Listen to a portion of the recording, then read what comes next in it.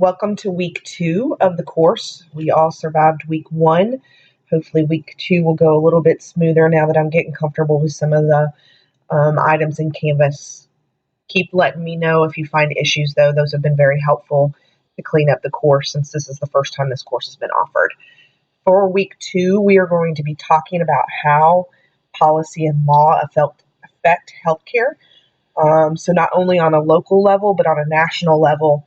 How do the things that are happening in the legislation, how do things that are happening at a national level from a health policy perspective affect healthcare locally?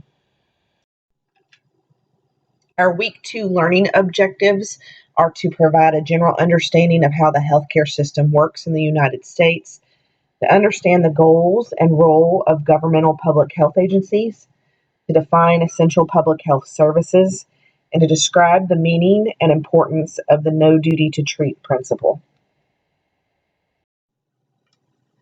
Your reading for week 2 is pretty self-explanatory. In the text, I would like for you to read chapters 4, 5, and 6.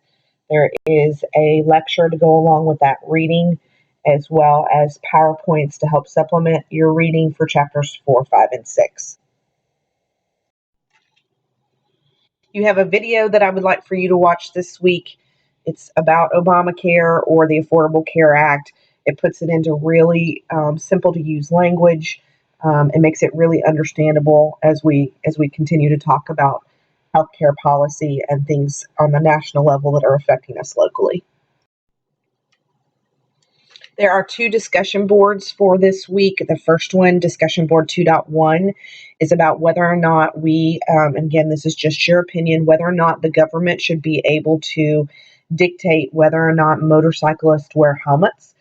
What I want you to do is to take a stance one way or the other on this, and then back up your opinion with facts that you find through research. And remember to reference anything that you find. But I really just want your opinion. I want you to take a stance, one side or the other, on this and debate with your peers about what you think. When you're answering other people's discussion boards, again, I want you to either agree with what the person has said, and don't just say, I agree with you, back it up with the facts that you found during your research and reference them, or oppose and say politely, I disagree with what you're saying and here's why, and back that up with facts and references that you've found. The second discussion board 2.2, is about employer-based insurance and whether or not you feel like insurance should stay with the employers or whether or not it should be government-based. And again, take a stance one way or the other and back up your thoughts with references. I have attached our discussion board guidelines. These are not for just week 1, but for the entire course. Please make sure that you have read through them. The basics are that the discussion boards are due by Sundays at midnight. You need to respond to 2 of your peers by that date. Also, please respond with more than just great job, or I agree with what you said. Responses should include an offer of support of the view or a different view. And please also remember that if you are using journal articles or anything like that to support your differing view, to reference those articles. Also, I just wanted to let you know, because this is different than in some of your other courses, you will not be able to see your peers' postings until you yourself have posted. And again, these are all due by Sunday at midnight. Your assignment for this week is very similar to the assignment that you did last week. The difference between the two is that in week 1, I wanted you to focus on articles or public policy that you found relevant locally, where in this assignment, I really want you to look nationally.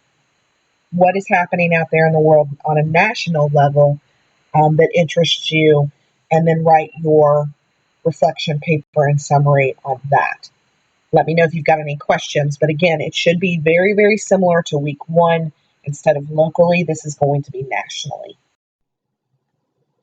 As stated on the last slide, This week's reflection summary should come from a national article that's relevant to the healthcare environment.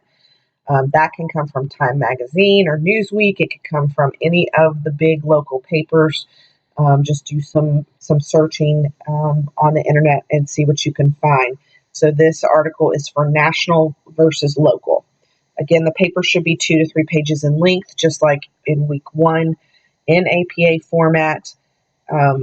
And then I've given you some suggestions for how you should format that paper.